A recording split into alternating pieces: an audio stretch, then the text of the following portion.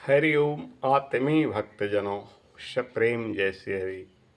आज का प्रसंग है आपसी कलह से भारी नुकसान। किसी जंगल में एक बहेलिया रहता था। वह प्रतिदिन शिकार किया करता था। एक दिन की बात है, शिकार के दरमियान बहुत सारा पक्षी उसके जाल में आ फंसा, परंतु वो जाल लेकर उड़ गया। बहेलिया पीछे पीछे दौड़ा हुआ जा रहा है, पक्षी आकाश में जाल लेकर उड़ रहे हैं। रास्ते में किसी संत महात्मा की कुटिया थी। वो जब देखे इस दृश्य को तो बहेलिया से पूछे, अरे भाई, वो तो आकाश में उड़ता हुआ जा रहा है, तुम पीछे पीछे क्यों दौड़ रहे हो?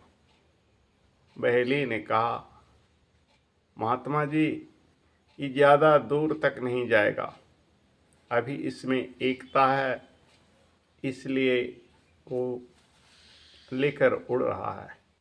जल्द ही ये सारे पक्षी आपस में लड़ेंगे तो सारे के सारे गिर जाएंगे। महात्मा जी से वह ज्यों ही कहा और कुछ कदम आगे बढ़ा कि पक्षियों में आपसी लड़ाई शुरू हो गई। लोग चाय चाय ची ची करना शुरू कर दिए, एक दूसरे को चोंच मारना शुरू कर दिए।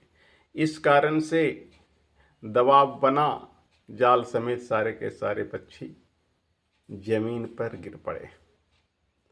महात्मा जी ने कहा, सच ही किसी ने कहा है, जब परस्पर कलह होती है, आपसी कलह होती है, तो उस व्यक्ति को नहीं, पूरे परिवार को उस भारी नुकसान का सामना करना पड़ता है। जब तक पक्षियों में एकता थी, पक्षियों ने जाल लेकर उड़ गया, किंतु पक्षियों में ज्यों ही आपसी प्रॉब्लम कलह शुरू हो गया, वो जाल उठा नहीं पाया।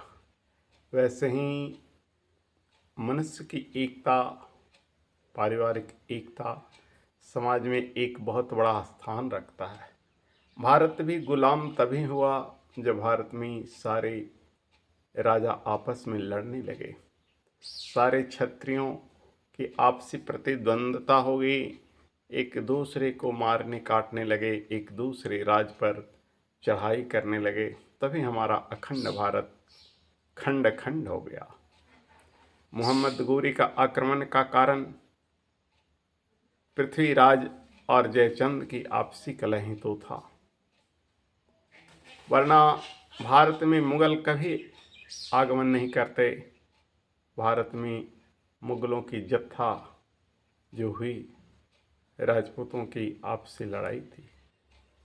इसलिए इस कहानी से सीख लो और आपसी पारस्परिक प्रेम, एकता बनाए रखना ही पारिवारिक एकता, राष्ट्रीय एकता, सामाजिक एकता का कारण बन सकता है। हरिओम।